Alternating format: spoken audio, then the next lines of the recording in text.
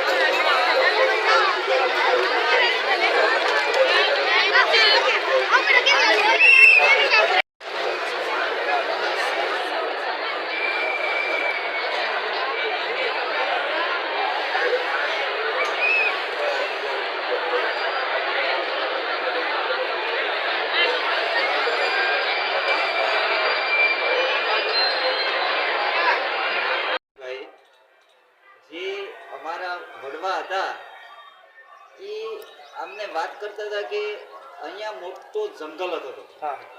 આ જંગલની અંદર પાણીની બહુ અછત હતી. પાણી કોઈ પીવા લાયક હતું નહોતું. એના વિશે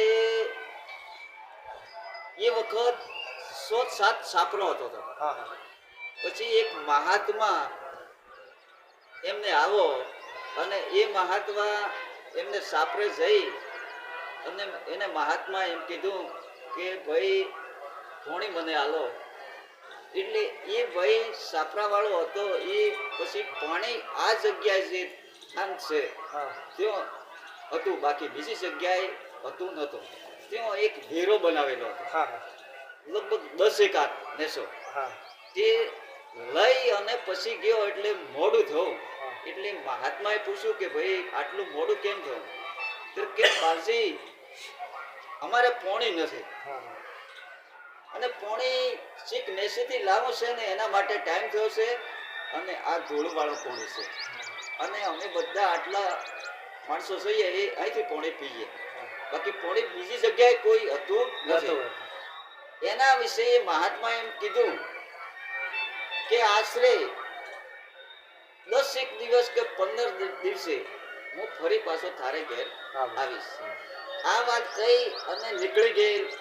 પછી 15-20 દિવસે મહાત્મા પાછો આવી અને પછી આ જે એ વખતની હિસ્ટરી વખત ના આ શિવલિંગ અહીંયા એક જે શેષ જગ્યાએ એમને એક પથ્થર નીચે મૂકી અને એમનું સ્થાપના કરી અને પછી પેલા ઘેર જઈ અને વાત કહી કે ભાઈ પોણી તમારે અહીંયા 12 માસ રહેશે, પણ એમનો પાલન છે એ પાલન કરજો.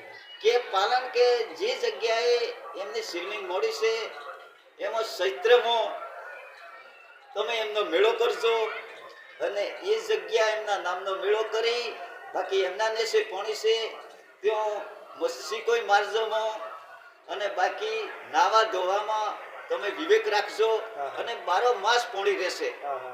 આ મહાત્મા કહી અને ઇસ્ટેટી વખતની આ સ્થાપના કરી અને આ ખેરમાળ ગામથી જતો રહ્યો ત્યાંથી બારો માસ પોણી અમારે મળેલ છે.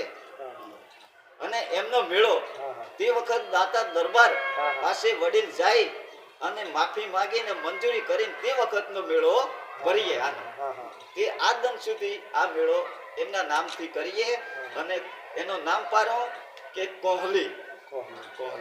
અને પછી મહાદેવનું નામ પાડો કે નીલકંઠ. તો મેળા